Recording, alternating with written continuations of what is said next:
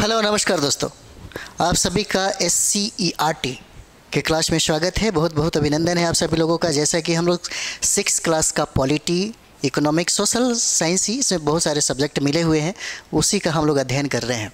ये बिहार सरकार की किताबें हैं और बिहार सरकार की किताबें बहुत ही इम्पोर्टेंट मानी जाती है BPSC टीचर वालों के लिए और सिविल सर्विस यानी कि GS की तैयारी के लिए यह जो पुस्तक है अहम भूमिका निभाता है आपके लिए। तो चलिए, हम लोगों ने यहाँ तक पढ़ाई किया था। प्रथम अस्थायी अध्यक्ष सच्चिदानंद सिन्हा और बाद में बनाए जाते हैं अस्थायी अध्यक्ष डॉक्टर राजेंद्र प्रसाद को बनाया जाता है। चलिए, यहाँ से हम लोग शुरुआत करते हैं। अगर आपके पास किताबें होगी तो ज़रूर एक बार अध्ययन करिएगा। 6th क्लास की किताबें हैं, ज़्यादा कुछ नहीं है, बट हम कोशिश करेंगे क्योंकि प्रश्न कुछ यहाँ से भी पूछे जाते हैं। सॉरी, प्रश्न कुछ यहाँ से भी पूछे जाते हैं और बनते भी हैं यहाँ से। चलिए, हम लोग देखते हैं ग्रामीण जीवन यापन के स्वरूप क्या है। ग्रामीण जीवन यापन का स्वरूप हम लोग देखेंगे। लघु किसान, लघु किसान किसको कहा जाता है? लघु किसान किसको कहा जाता है? तो 1 हेक्टेयर से 2 हेक्टेयर के बीच में जिसके पास ज़मीन हो उसी को हम लोग लघु किसान कहते हैं। उसके बाद सीमांत किसान की बात करें तो सीमांत किसान वह किसान जिसके पास केवल 1 हेक्टेयर ज़मीन हो उसको सीमांत किसान कहा जाता है और सीमांत किसानों की संख्या भारत में बहुत ज़्यादा है। उसके बाद कृषक मजदूर, कृषक मजदूर अपनी ज़मीन नहीं बल्कि दूसरे के खेत में वो काम करता हो, मजदूरी करता हो, उसी को हम लोग कृषक मजदूर कहते हैं। और यहाँ पे मध्यम वर्गीय जो किसान है जिसके पास 5 एकड़ 8 बिघा ज़मीन हो। बड़ा किसान बृहद किसान हो जाता है, 10 हेक्टेयर से ज़्यादा भूमि वालों के पास है। चलिए आगे बढ़िए। शहरी जीवन का स्वरूप क्या है?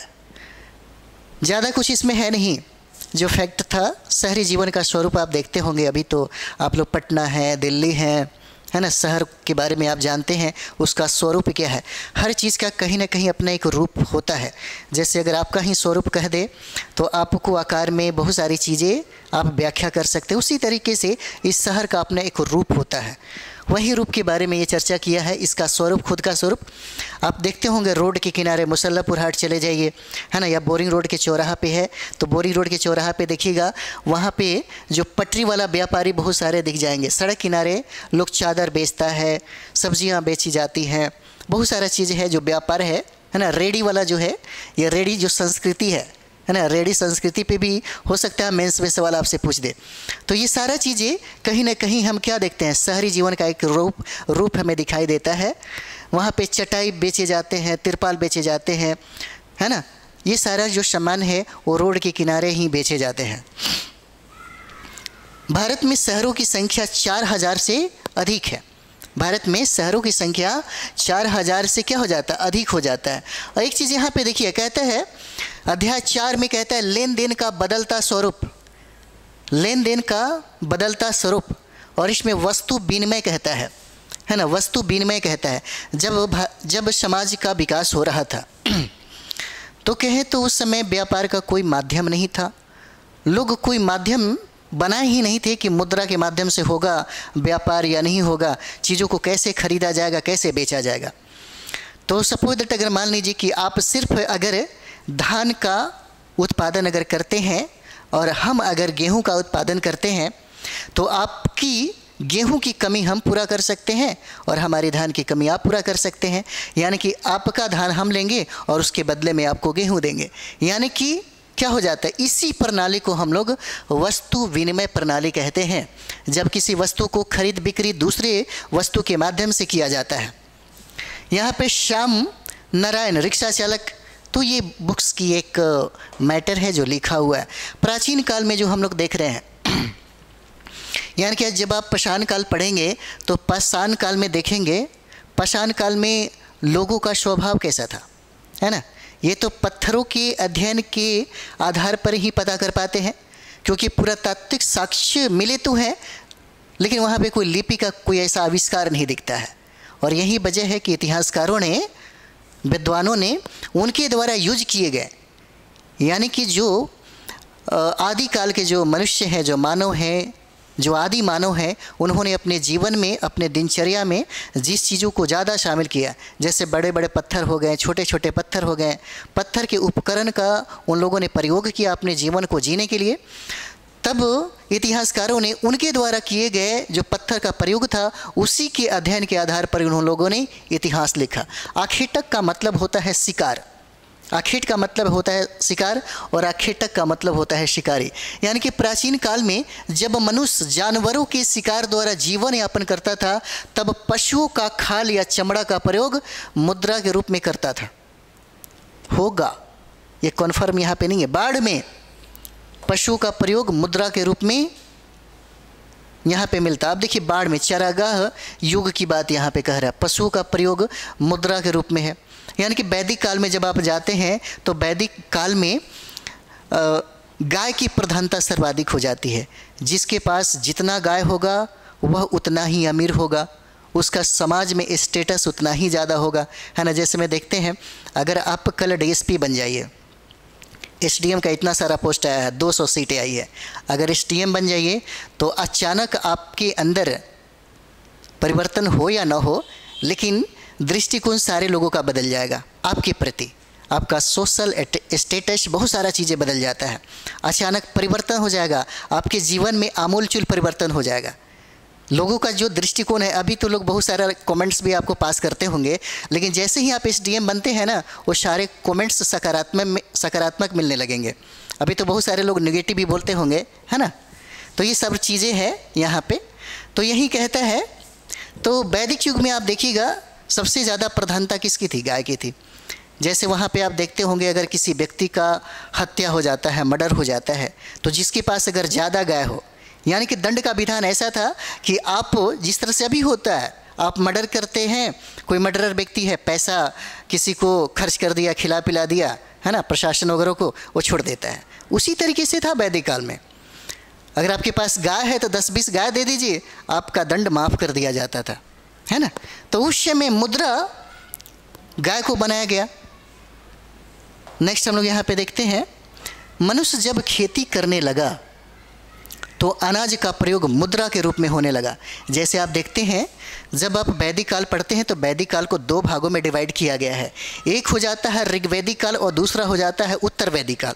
ऋग्वैदिक काल में पशु प्रधानता थी वहाँ के समाज की, वहाँ के समाज की प्रधानता थी, उसके जीवन की जो प्रधानता थी वो पशुओं की प्रधानता थी, जीवन यापन का मुख्य वो विषय था। बाद में जब उत्तर वैदिक काल आता है, जहाँ पे 3 ग्रंथों की रचना होती है, वहाँ पर प्रधान तो रहता ही रहता है पशुपालन, लेकिन मुख्य जो प्रधान है वह कृषि हो जाता है, एग्रीकल्चर हो जाता है। यानी कि वो लोग जो हैं, जो यायावरी थे, जो घुमक्कड़ प्रवृत्ति के जो लोग थे, अब क्या करते हैं, अब अस्थायी बसने लगते हैं गंगा के तलहटी में आकर के। वहाँ उपजाऊ भूमि है, ज़मीन है, वहाँ पे कृषि करने में उनको ज़्यादा लाभ होता है ना। और वहीं पे वो क्या करते हैं, अपना अस्थाई बंदोबस्त कर लेते हैं। वही कहता है कि जब खेती करने लगा तो अनाज का प्रयोग मुद्रा के रूप में होने लगा। लेन देन, इसी लेन देन को तो वस्तु विनिमय प्रणाली कहते हैं, जो प्राचीन काल में लोग जो थे, इसी प्राचीन काल में लोग इसका इस्तेमाल करते थे, इसी मुद्रा का। चलिए आगे हम लोग बढ़ते हैं। चलिए यहाँ देखते हैं। कहते हैं कि भारत में सबसे पहले चांदी के सिक्के बने थे। सबसे पहले चांदी के सिक्के बने, है ना। भारत में सबसे पहले चांदी के सिक्के बने और दिल्ली की गद्दी पर बैठे शेरशाह सूरी ने ऐसा ही एक चांदी का सिक्का चलाया जिसे रुपया का नाम दिया। और रुपया आज भी वर्तमान में चलता रहता है और रुपया इसी शेरशाह सूरी का ही देन है, शेरशाह सूरी का ही देन हो जाता है। यहाँ पे हम लोग देखेंगे कि भारत में मुगल साम्राज्य के समय में मुद्रा की मुहर चांदी का रुपया और तांबे का दाम चलता था। कब? मुगल काल की बात है ये। भारत में मुगल साम्राज्य के समय में, मुगल साम्राज्य के समय में मुद्रा की मुहर, चांदी का रुपया और तांबे का दाम जो है वो प्रचलन में था। आरबीआई को कागज नोट, यानी कि कागज़ के नोट जारी करने का और छपवाने का अधिकार है और सिक्के जारी करने का अधिकार वित्त मंत्री के पास है। यह आरबीआई जो है, इकोनॉमिक्स में मैंने बताया था, आरबीआई को पढ़ लीजिएगा। बहुत सारे सवाल पूछे जाते हैं। आरबीआई की कॉन्सेप्ट की बात करें तो डॉक्टर बी आर अम्बेडकर का देन है, यह बहुत बड़ी देन है। अगर कहें, अगर यहाँ पे आप देखेंगे तो भारत को आज़ाद करना, भारत को आज़ादी दिलाना, आज़ादी दिलाने में बहुत सारे लोगों का नाम आ सकता है। जैसे महात्मा गांधी की अहम भूमिका होती है आज़ादी दिलाने में। उन्हें स्वतंत्रता दिलाई थी भारत को महात्मा गांधी ने, भगत सिंह ने, राजगुरु सुखदेव, बहुत सारे नाम हैं। लेकिन महात्मा गांधी ने भारत का निर्माण नहीं किया। निर्माण बहुत मुश्किल काम होता है। ये काम एक पावरफुल काम हो जाता है। जैसे महिलाएं वो निर्माण करती हैं, क्रिएटिव होती है, रचनात्मक होती हैं महिलाएं। जो ताकत महिलाओं के अंदर है वो ताकत किसी दुनिया में किसी पुरुष के पास ही नहीं है, किसी पुरुष के पास नहीं है, क्योंकि वो एक मर्द को पैदा करती है। ये बहुत बड़ी बात है, ये बहुत बड़ी बात है। इतनी पावरफुल है, इतनी शक्तियां उनके पास है। उस शक्तियों को दबाया गया पुरुष मानसिकताओं के द्वारा, है ना। खैर वहाँ पे हम नहीं जाएंगे, जो बताना चाहते हैं उस पर हम आते हैं। डॉक्टर बी आर अम्बेडकर ने इस भारत का निर्माण किया। उन्होंने इसे अपने, कह सकते हैं अपने नॉलेज, अपने खून पसीने से इसको सींच करके आज एक बहुत बड़ा पेड़ पौधा बनाया। हम सभी उन्हीं के क्या हैं, बाल बच्चे हैं। तो उन्हीं ने कंसेप्ट दिया था आरबीआई का, उन्हीं की देन है। जब देश आज़ाद हो रहा था, जब संविधान की रचना हो रही थी, तो सबसे ज़्यादा जो वर्क था, जो देश के निर्माण में जो हिस्सेदारी थी, डॉक्टर बी आर अम्बेडकर का होता है। डॉक्टर बी आर अम्बेडकर का सबसे ज़्यादा योगदान है भारत के निर्माण में। इसीलिए भारत का जननी कहा जाता है, भारत की माता कहा जाता है, आधुनिक मनु भी कहा जाता है, पता नहीं बहुत सारे नाम हैं। और ये भी कहा जाता है कि दुनिया में खास करके हम लोग जिस तरीके से भारत को, अगर हम कहीं दूसरे जगह चले जाएं, out of country, out of country जाने के बाद हमारी जो पहचान मिलती है, वो पहचान गौतम बुद्ध की वजह से मिलती है, गांधी अम्बेडकर की वजह से मिलती है।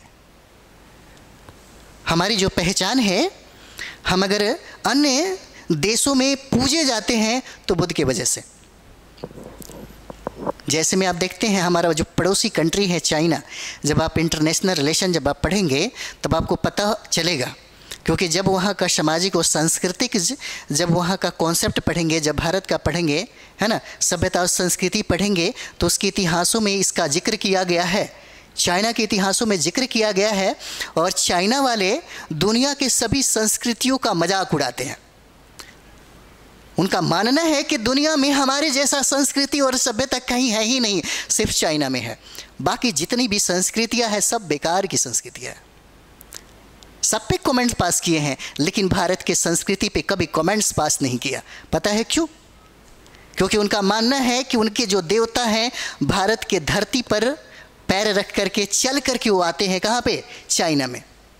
इसलिए कभी भी चाइना की संस्कृति या चाइना के जो लोग हैं भारत के संस्कृतियों के बारे में हमेशा तारीफ़ किया, तारीफ़ के बड़े बड़े पुल बांध दिए। और इस तरह से हुआ कि जब हमारा देश आज़ाद हो रहा था, उस समय में चाइना की जो गवर्नमेंट थी और चाइना के जो लोग थे भारत को अपना भाई समझते थे, और भारत भी पड़ोसी कंट्री जो था चाइना, उसको अपना भाई समझ रहे थे। इसलिए हिंदी चीनी भाई भाई, हिंदी चीनी भाई भाई के चक्कर में जवाहरलाल नेहरू ने बहुत सारा चीज़ें कर दिया, है ना। लेकिन बाद में प्रॉब्लम हो जाता है। ये इंटरनेशनल रिलेशन यानी कि अंतर्राष्ट्रीय संबंध जब आप पढ़ेंगे तब आपको पता चलेगा। हम लोग पॉलिटी पढ़ रहे थे तो चर्चा हमने कर दिया। चलिए आगे हम लोग बढ़ते हैं। अब यहाँ पे देखते हैं प्लास्टिक मुद्रा। तो प्लास्टिक मुद्रा हो जाता है एटीएम सह डेबिट कार्ड हो जाएगा, है ना। और आजकल का सिक्का आप देखते हैं एल्युमिनियम प्लस निकेल हो जाता है ना, एल्युमिनियम प्लस निकेल हो जाता है। हालांकि यहाँ से ये सब चीज़ें नहीं पूछा जाएगा, है ना। अलग अलग सिक्के जो बनते हैं अलग अलग धातु के बनते हैं। हम लोग यहाँ से प्रवेश करेंगे पॉलिटी में। वहाँ थोड़ा सा था इकोनॉमिक, हल्का सा पार्ट था। छठा क्लास में क्या देगा, छठा क्लास में जो था उसी चीज़ को हमने कवर किया, है ना। और थोड़ी सी जो सामाजिक जो संरचना की जो बात थी वहाँ पे हम लोगों ने किया। अभी हम लोग पढ़ेंगे अध्याय 5 हमारी सरकार। यहाँ से आपको पॉलिटी मिलेगा, है ना।